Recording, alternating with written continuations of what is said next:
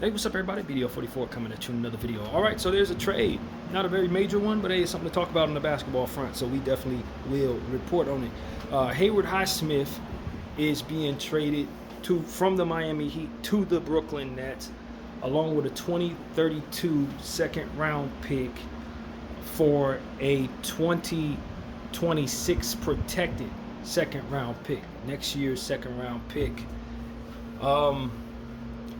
Haywood Highsmith was on an expiring $5.6 million deal.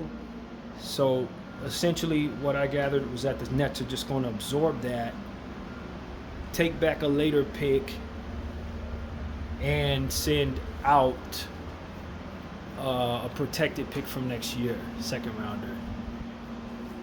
I really don't get much of anything in regards to this deal, to be honest with you. The thought that came to mind was this feels like a deal that's supposed to set up another deal. I don't know what the Miami's looking like as far as their cap situation. Maybe they were only $5 million above the second apron or something like that. So they would like to get off of that Haywood Highsmith. But it seemed to me Haywood Highsmith was a very key defender for the Heat. He's played some of his best ball against my Lakers, so we're very familiar with Haywood Highsmith. He hit like 5 threes on us in a game last year or something like that. So we know what his ceiling looks like. He's a hell of a role player. I wouldn't have just tossed him into a deal for a second-round pick, especially if I'm sending out a second-round pick and he's only on a $5 million deal that's about to expire any minute now. I just don't really understand what Miami's doing, to be honest with you. Not in that situation. I just don't see the vision. And when I looked at the contract, I'm like, it's about to expire. And you're taking back a protected second-rounder. And you're sending out a second rounder that is not protected from a million years from now. I'm just not really sure what's in it for Miami other than maybe they are like $5 million above the second apron and probably got below it with this deal. Or, as I said, this is supposed to be somehow, without actually seeing the angle, setting them up to be able to do something else. But it seemed to me that they really hurt their small forward depth by doing this. Jovic is a player whose injuries have been extensive at this point. I'm not really sure what they expect from him going forward. They got Andrew Wiggins, but they're trying to dangle him in trades. They're going to be a little thin at the small forward position. Jaime Hawkins, I guess, can play that, but you don't expect for him to be a great wing defender or anything like that. Haywood Highsmith's a guy who you can send at people if Wiggins is down to play some perimeter defense. So I'm not really sure if this really makes sense from a roster construction standpoint. If I'm Miami, I probably could really use Haywood Highsmith this season. So this was a bit of a head scratcher there. And for the Brooklyn Nets, they add Haywood Highsmith on an expiring deal. This helps them with their overall cash creating situation for this upcoming summer. So, they have another expiring deal coming up. Maybe they can dangle it in a package deal for something themselves at the deadline or something if they want. He helps them with their small forward depth. Wing depth. I don't know that the Nets necessarily had a wing depth issue though, but it's hard to tell with the Nets. They were a team that had all the wings in the world at one point, but a lot of those players have since moved on. So you just add Haywood Highsmith to another name of a role player on their team at the wing position. The Nets are the one team that I look at in the league right now that I can legitimately say doesn't have a star. I think the biggest name on their team right now is probably like Michael Porter Jr.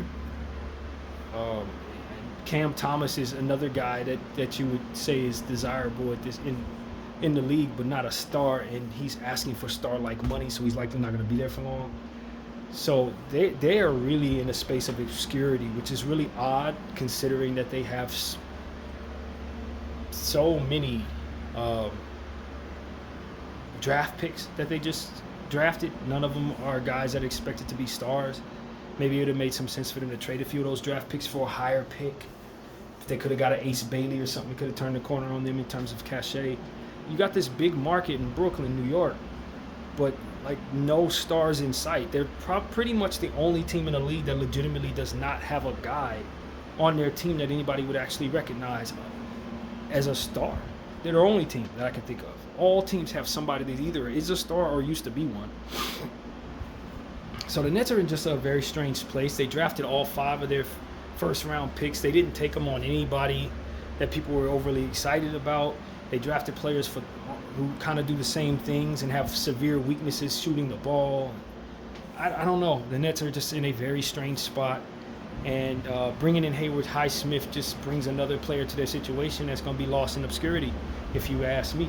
So I don't know what the Nets are doing. They went from having 3 superstars to having none. First round picks that they ended up drafting a bunch of the same player. Issue with Cam Thomas. He's asking for twice what he's worth in order to play there. I don't know what's going on there. Their priorities are seemingly elsewhere, and I just wonder what's going to happen with these draft picks that they just picked up. That's really what the Nets are about for me. Is what's up with these draft picks? What's going to happen with the 2 guys from Israel? What's going to happen with the playmaker that they picked up? I can't think of anybody's name right now, but they picked up a lot of the similar type of guys. It just seems like their mindset was to kind of just go for 5 draft picks, and if one of them works, we won, which is just not a philosophy that I would ever embark on if I were a GM. So I don't know what's going on with the Nets, but I don't think they're going to be anything to watch this year unless those guys ball out, and the way they're set up, they don't actually fit with one another. So you're only going to see a couple of them on the floor at the same time, if any of them at all, depending on how the coach sees the situation. So Haywood Highsmith is going to basketball obscurity. I think there's a chance the Nets have the worst record in the league this year. I think there's a chance. And Michael Porter Jr. is going to get a chance to try to step out and be that star. He's a guy with a championship ring. He's a guy who's been in winning situations, and it's going to be very difficult for him to adjust to what the Nets are going to be running out there. This is going to be pretty much a nightmare for him. And I don't know if he sees that coming or not, but this is not going to be anything like what he's used to in Denver. So, yeah, man, I don't know.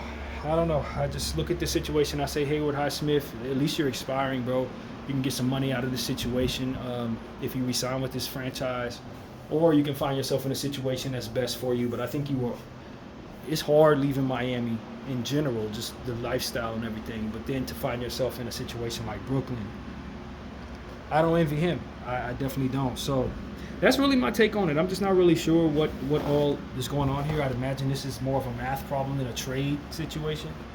People are trying to get under aprons or trying to set themselves up for a certain year, free agency or something. That's what it looks like to me. And I'm sure Miami Heat fans are not happy, because I know that Haywood Highsmith was one of their favorite players out there. They really like that guy. He plays well for them when given minutes. I don't know that he's going to have a bigger role in Brooklyn or not. I haven't really given much thought to how he would fit there.